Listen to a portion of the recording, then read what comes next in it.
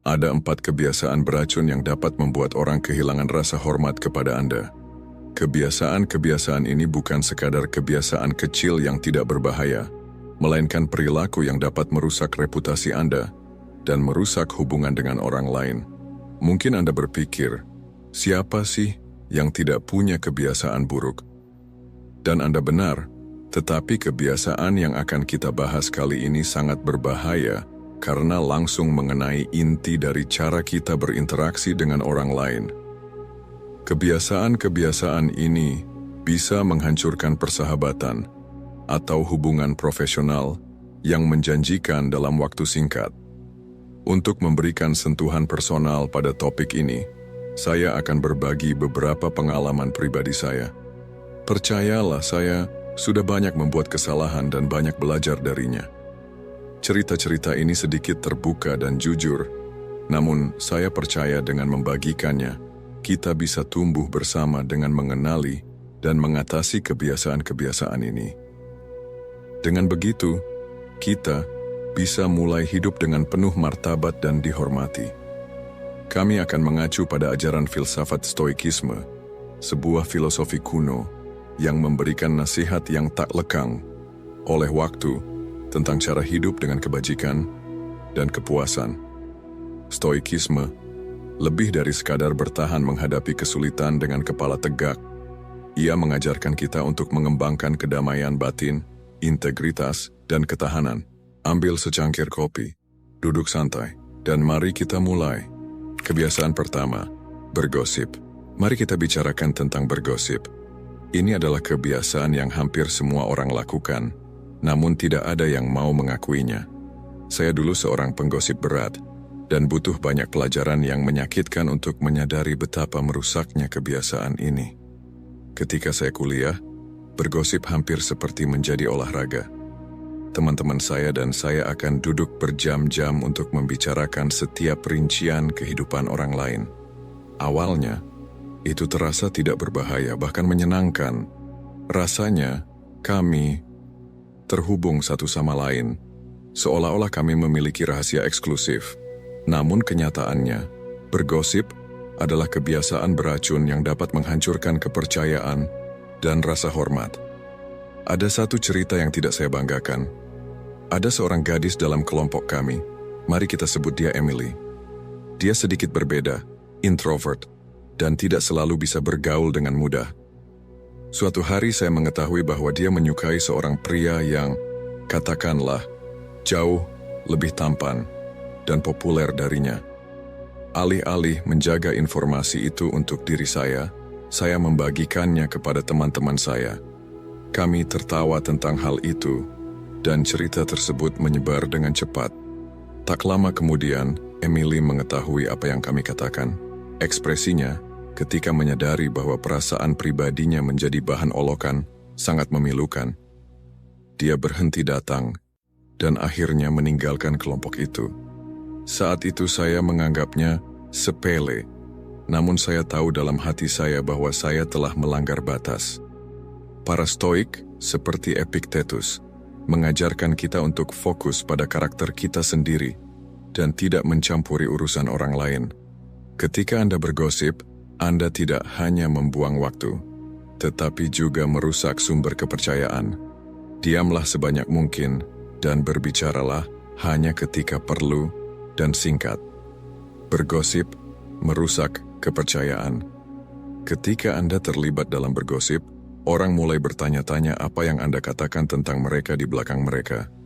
Ini menciptakan atmosfer kecurigaan dan pengkhianatan.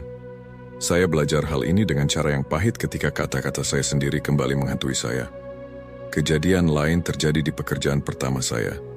Saya punya seorang rekan kerja, sebut saja John, yang sangat rajin, tetapi cenderung penyendiri.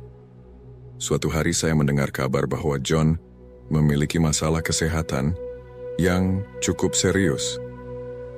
Alih-alih menghormati privasinya, saya memberitahukan beberapa rekan lain, berpikir itu akan menjadi bahan percakapan yang menarik. Tentu saja, John mengetahuinya dan menghadap saya, bukan dengan marah, tetapi dengan tatapan penuh kekecewaan. Dia mengatakan bahwa dia mempercayakan informasi tersebut kepada saya dengan harapan saya akan menjaga kerahasiaannya. Sejak itu, hubungan kerja kami tidak pernah sama lagi. Saya telah kehilangan rasa hormat dan kepercayaan darinya. Dan itu sepenuhnya kesalahan saya. Pengalaman ini mengajarkan saya pelajaran penting. Hormatilah privasi orang lain. Setiap orang memiliki pertempuran dan kerentanannya sendiri. Dengan menjadikan kehidupan pribadi seseorang bahan percakapan, Anda tidak hanya tidak menghormatinya, tetapi juga menunjukkan kurangnya integritas dalam diri Anda. Para Stoik percaya dalam percakapan yang membangun dan positif. Alih-alih bergosip, fokuslah pada percakapan yang membangun orang lain, bukan meruntuhkan mereka. Ingat, jika seseorang bersedia bergosip kepada Anda, mereka juga bisa bergosip tentang Anda. Kebiasaan kedua, tidak dapat diandalkan. Mari kita bahas tentang kebiasaan tidak dapat diandalkan. Kebiasaan ini sangat mempengaruhi banyak orang dan bisa secara serius merusak rasa hormat. Keandalan adalah dasar dari setiap hubungan, baik itu pribadi maupun profesional. Jika orang-orang tidak dapat mengandalkan Anda, mereka akan segera kehilangan rasa hormat terhadap Anda. Saya memiliki cerita pribadi tentang hal ini. Di awal 20-an saya dikenal sebagai orang yang tidak dapat diandalkan. Saya sering membuat janji, lalu membatalkannya di menit terakhir atau bahkan tidak hadir sama sekali. Saya pikir ini bukan masalah besar, karena hidup memang sibuk, bukan? Namun satu kejadian benar-benar membuka mata saya. Seorang teman dekat saya, Sarah, sedang merencanakan pesta ulang tahun. Dia mengatur semuanya dengan sangat teliti. Saya berjanji akan hadir, tetapi pada hari pesta, saya terjebak dengan urusan lain dan memutuskan untuk tidak pergi. Saya bahkan tidak memberitahunya hingga berjam-jam setelah acara dimulai. Ketika akhirnya saya meneleponnya, saya bisa mendengar kekecewaan di suaranya. Dia tidak banyak berkata-kata, tetapi saya tahu saya telah mengecewakannya. Persahabatan kami tidak pernah sama lagi setelah itu. Dia berhenti mengundang saya, dan kami pun menjauh. Tidak dapat diandalkan, mengirimkan pesan bahwa kata-kata Anda tidak berarti apa-apa. Jika Anda berjanji melakukan sesuatu, maka lakukanlah. Jika Anda berjanji hadir di suatu tempat, pastikan Anda hadir. Ini adalah cara untuk menunjukkan bahwa Anda menghargai waktu dan usaha orang lain.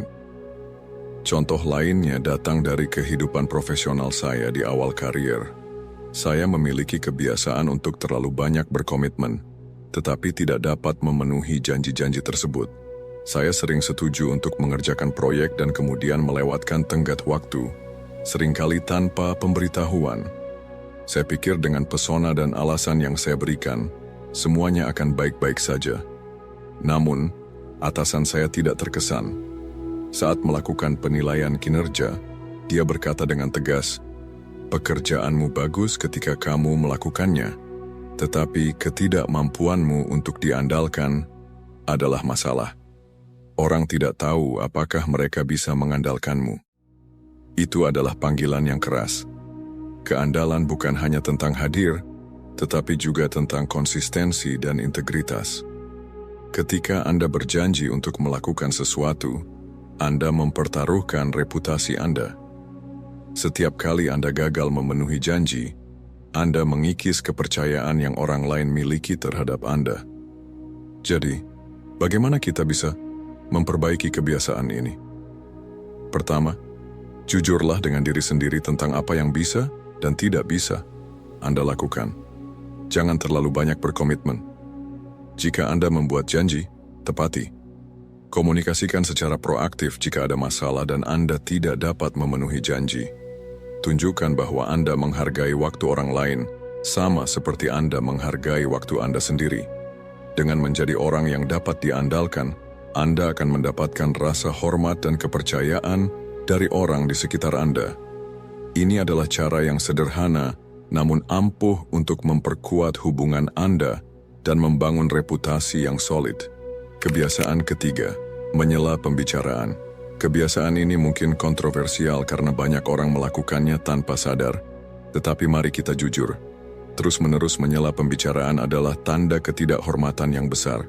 Ini menunjukkan bahwa apa yang saya katakan lebih penting daripada apa yang Anda katakan. Kebiasaan ini tidak hanya membuat orang merasa frustrasi, tetapi juga membuat mereka merasa diabaikan dan tidak dihargai. Saya dulu adalah seorang penyela kronis. Saya pikir itu menunjukkan antusiasme dan kecerdasan, tetapi kenyataannya itu justru menunjukkan kurangnya rasa hormat. Berikut adalah sebuah cerita pribadi yang mengajarkan saya tentang hal ini. Di salah satu pekerjaan awal saya bagian dari tim yang rutin melakukan sesi brainstorming. Saya sangat ingin memberi kesan, jadi saya seringkali langsung menyela dan melontarkan ide saya. Seringkali memotong pembicaraan orang di tengah kalimat. Saya pikir saya sedang proaktif, tetapi rekan-rekan kerja saya melihatnya dengan cara yang berbeda. Suatu hari, ketika pertemuan sedang intens, manajer saya berhenti sejenak dan langsung menegur saya. "Kamu harus memberi orang lain kesempatan untuk menyelesaikan pendapat mereka," katanya tegas. "Kamu tidak mendengarkan, kamu hanya menunggu giliranmu untuk berbicara." Saya merasa malu, namun itu tidak berhenti di situ. Setelah pertemuan, seorang rekan kerja mendekati saya dan berkata, "Apakah kamu sadar betapa menyinggungnya kamu? Seolah-olah ide kamu satu-satunya yang penting." Itu membuat saya sangat terpukul. Saya tidak melihat diri saya sebagai orang yang menyinggung, tetapi jelas itulah yang saya lakukan. Menyela orang lain lebih dari sekadar kasar. Itu menunjukkan kurangnya pengendalian diri dan rasa hormat. Para Stoik menghargai, mendengarkan, dan memahami lebih daripada berbicara. Seneca menasihati kita untuk bersabar dan memperhatikan orang lain dalam percakapan. Saya ingat satu kejadian lain yang sangat jelas dalam ingatan saya. Saya sedang keluar bersama teman-teman di sebuah bar, dan salah seorang teman sedang berbagi cerita pribadi tentang perjuangannya dengan kecemasan. Di tengah cerita, saya langsung menyela dengan pengalaman saya sendiri, berpikir itu akan membantu dia merasa dimengerti.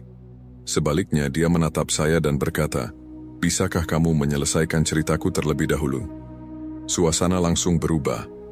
Apa yang saya pikirkan sebagai bentuk empati, ternyata dianggap sebagai pengambil alih momen pribadinya. Malam itu saya menyadari sesuatu yang sangat penting. Mendengarkan bukan hanya mendengar kata-kata, tetapi juga hadir dan memberi kesempatan bagi orang lain untuk mengekspresikan diri sepenuhnya.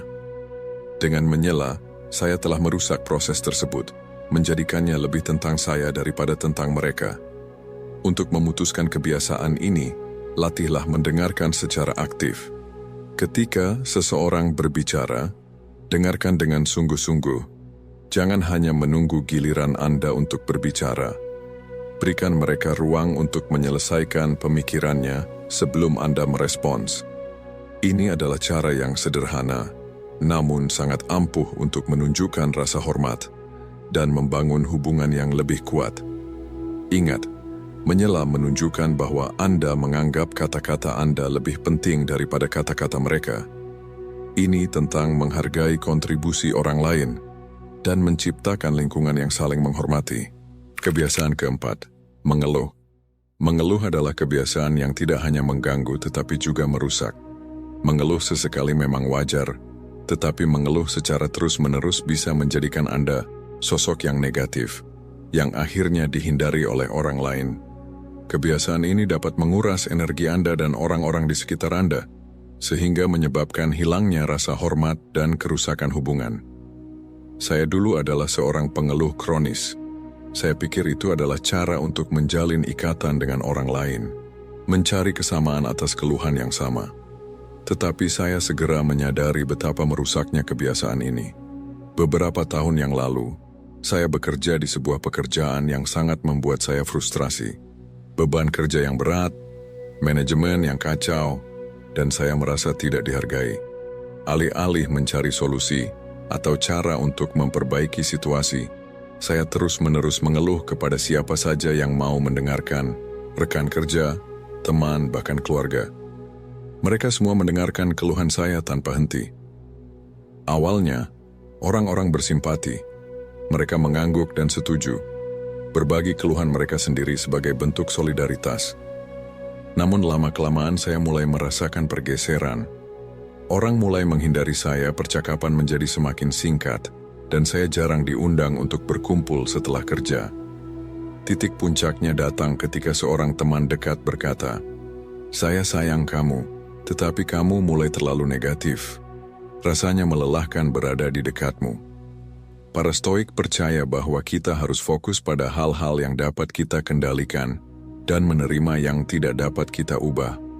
Mengeluh terus-menerus membuat kita terfokus pada hal-hal negatif yang tidak hanya mempengaruhi pola pikir kita, tetapi juga bagaimana orang lain memandang kita. Ini adalah tanda bahwa kita lebih fokus pada masalah daripada solusi, yang bukanlah sifat yang menarik.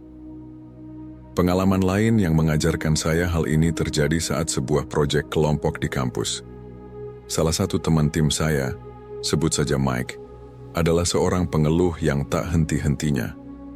Setiap pertemuan, dia mengeluh tentang betapa tidak adilnya beban pekerjaan, betapa tidak kompetennya profesor, dan betapa sia-sianya proyek ini.